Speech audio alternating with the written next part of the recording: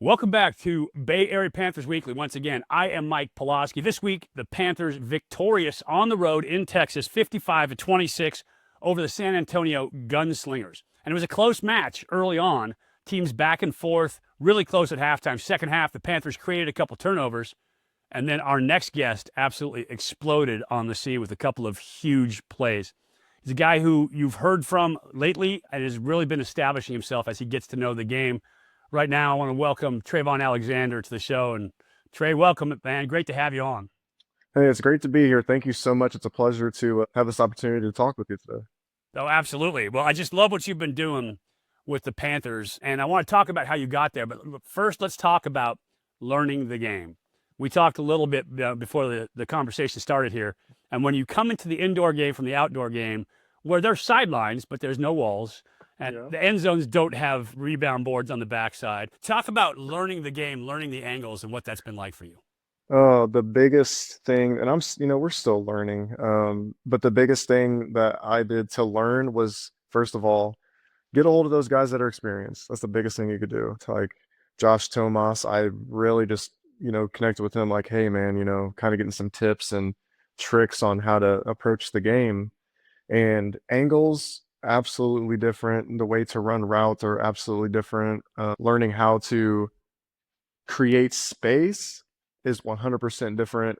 Once you learn how to create space and set yourself up for success, angle wise, each route, depending on where you are, college hash, pro hash, then the success will come naturally. At the beginning of the season, I didn't have the success I wanted to because I was trying to play with the outdoor mindset and it just wasn't working. So, I dumbed it down. Coach Gray, our receiver coach, he helps me a lot as well. And he's like, it's all about angles. It's all about, saving space, especially in the red zone, creating the space. And once you do that, it will happen naturally. It will happen. I promise you. And I'm like, okay, okay, okay.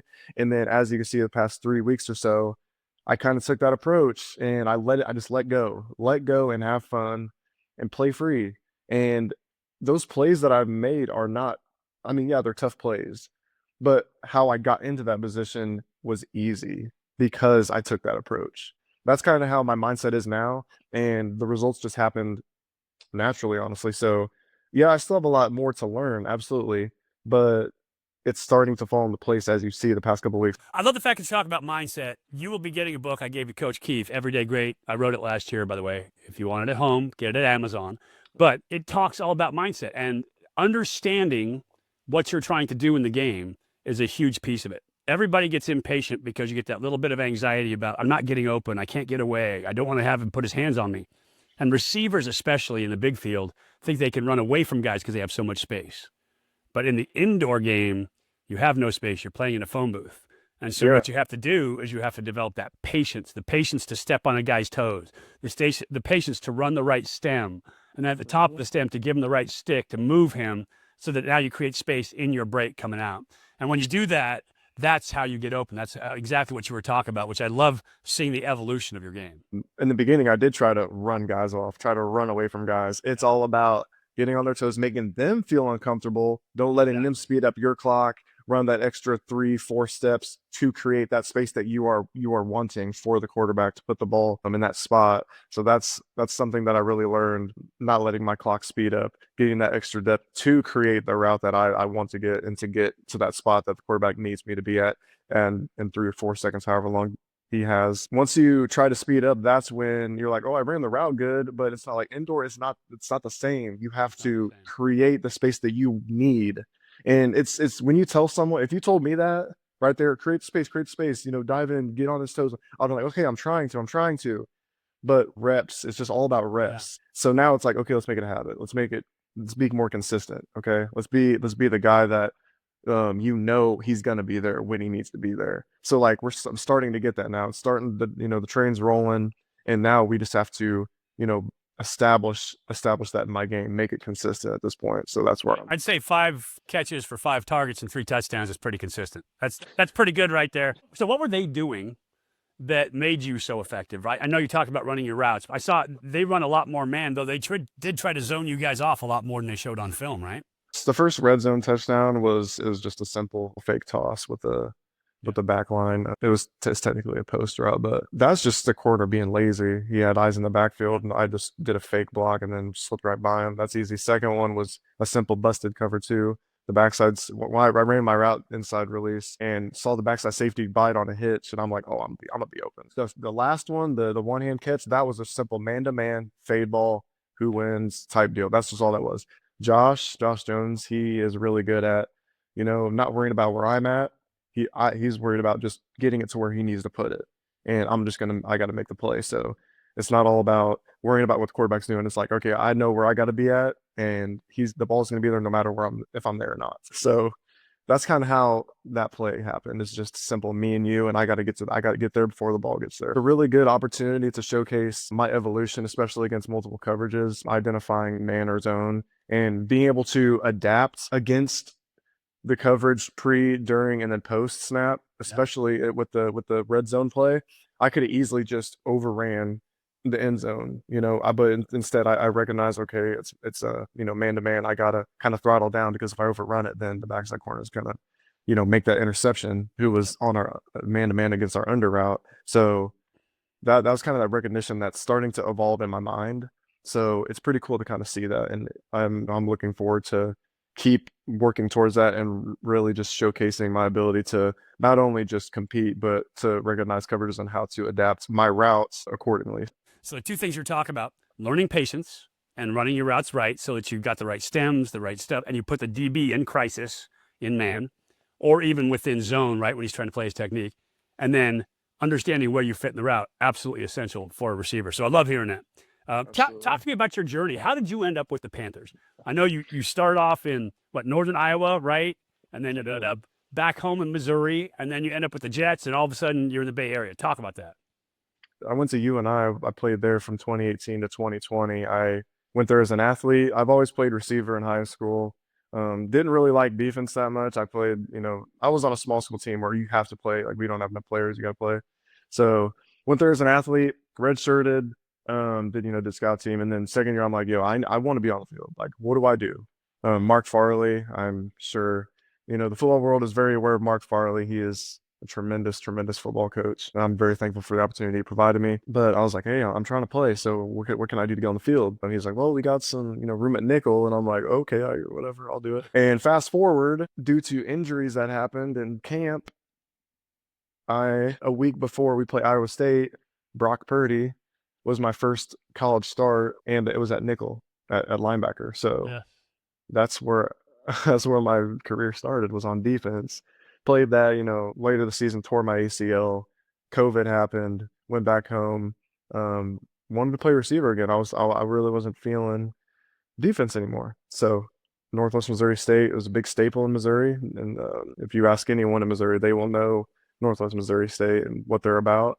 I have family that played there, friends that played there, so took a shot with them. They took me in while I was about 6 months post surgery, ACL and meniscus, which is a big gamble. 2020 got canceled, obviously, for COVID. Then 2021 to 2023, played receiver there, rotated 1 year, started 2 years, and had a pretty good career there. It was the best decision I ever made. Got a chance with the New York Jets for minicamp. Had a good pro day. I did my pro day at UNI because the rule is you can play either in your home state or your alma maters. So I was like, you know what, that's a great opportunity, because I had a friend that was on the draft board for a lot of teams.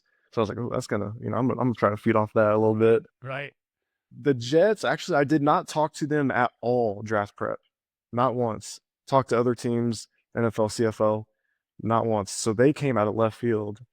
Did minicamp there, and that minicamp changed my life forever, because it helped me, first of all, experience that at that level for 3 days, however many days it was, and just understand that, first of all, you are not the only one that wants to do this. Second of all, you're not the only one that's big, strong, fast, Right. and has the ability that you have. And then also, you're not the only one that is insanely disciplined, puts up all these sacrifices for what he wants, has as much faith as you have, has the very strict diet that you have. It's just, you're all the same. You're all the same, because if you were not all the same, you would not be here. People that are not the same, they're gone. They're not even here. surrounding yourself with that crowd is amazing because you feed off of it. You're like, oh, he made that play. I'm gonna try and do that too. Yes. He's doing this. I'm gonna do. So you kind of just feed off each other with these productive habits, being around each other, learning the playbooks and stuff. It was just a tremendous experience because I got to play with guys that played literally at Alabama, Georgia, Texas Tech, all these schools that are like, and I'm in a D2, and I'm not talking down on Northwest, but the levels, it really shows that you're capable of being on the same level as those guys, is what I'm saying. Like you're capable of anything as long as you put your mind to it. So the biggest thing that was told to me when I knew I didn't make it, Jalen Key, he was the 7th round draft pick for the Jets. He played at Alabama. And he was like, keep your head up, man. You can do this. I see a good player in you. You just have to let the right team give you the right opportunity. It's coming. Just really keep your head up. He said that to me at the airport before I flew back from New Yeah. York. And I was like, okay. So went back, and then there was that dead period from minicamp was in April, I believe. So it was April to roughly September-ish or late October, September. Nothing. Just nothing. I'm doing personal training back home in Richmond. Um, and I also coached football at my high school as well as a receiver coach. Just got absolutely nothing. Woke up, my agent, I was talking to agent Sean Stellato. He's Tommy DeVito's agent as well, quarterback for the Giants. So he's like, I got nothing, and I'm trying. I love Sean. He will do anything to give me an opportunity. Right. Um, so one day I randomly got this call, just a normal day, and it was Coach Windsor. He called me, and then also Coach Keefe called me as well. All the coaches called me. Coach Moss. I talked to all of them, and they just told me first of all, they like what they saw, all that stuff that coaches say, and the one thing that stuck out with me is their enthusiasm. They're very, Coach Keefe Yeah, is they're fired up. enthusiastic, fired up all the time. And I loved it. That stuck out. I was like, these guys really care. They care and they believe in me. So like, why would I not want to surround myself by people who believe in me and that care? Yeah. And they want to get me out. So, excuse me. So that stuck out first. I did a lot of research on, first of all, the IFL. I did a lot of research on the team. I had not a teammate, but I missed him by a year. Justin Rankin, he was a running back here for a couple of years in the past. He's well known, obviously, in the Bay. So talked to him too. Talked to several guys, and they all said the same thing. They were like, "That's a good team to be on. I promise you, that's a good team to be on. That's a good league to be in for indoor. If you ever play indoor, that's a good league to get out." And I'm like, okay, okay. I didn't get any bad things about the Bay. I didn't get any bad. Obviously, there's a lot of different point of views with the IFL because everyone has their experience. So you have to kind of pick and choose those opinions. But what I was looking for is how are the coaches? How's the organization? And then pick and choose my battles with the league period because everyone has their experiences. So no bad reviews on the coaches, no bad reviews on the organization. They're all like, that's the team you want to be on. That's the team you want to be on. I promise you. I'm like, okay, cool. Bam. I was like, coach, I'm gonna do it. And it wasn't a hesitation when I did that. I was like, I'm ready. I want to do this. I want to be here. And once again, it was a greatest decision I've made in the time of my life. And I do not regret a single part of it. Love it out here. I love Morgan Hill. I love the organization. I absolutely love the support system. I love the coaches because even when I was struggling in the beginning of the season, their attitudes towards me never changed. Yeah. But they let me know, hey, you need to fix yourself. But they let me know that, but they never gave up on me. And now that they're seeing the side of me that they knew that I could bring out, they're like, okay, you're doing what we look forward to you doing. You're doing what you need to do now. Let's create a habit. Okay. They're pushing me, they're proud of me, but they're like, let's really lock in and make this a habit because the second half of the season is going to get real. Things are going to start changing. Yeah. Guys are going to start coming in because the draft's over, the CFL is going to be cutting, and obviously the race is on now. The race is on. So I couldn't have picked a better time for me to really kind of buck up and step up and put my foot down as far as my position, as far as my potential, and show the coaches like, hey, I'm along for the ride. Let's do it. So I think you couldn't make this up. The timing was perfect. And I'm really looking forward to this, the rest of the season and really just proving myself that I do belong on this level because every day I step on the field, I'm like, I belong at this level and above. You know, I don't even want to settle for the IFL. I want to keep going and keep, be that guy like that guy needs to get out of here. Like he keeps scoring however many touchdowns a game. Like, why is he here? That's kind of what I'm looking for now, is to be that guy that they just want to. And you come from originally the school of the guy, right? Kurt Warner, who like he's the guy that did it. This league teaches you so much about the big field game, man. I got to tell you, we're having you back on the show. Just it's like so good to have you back on. There's so much more to your story I want to get to, but we have to go to break right now. So I appreciate you coming on. Fantastic victory this week against San Antonio. You got a bye week this week.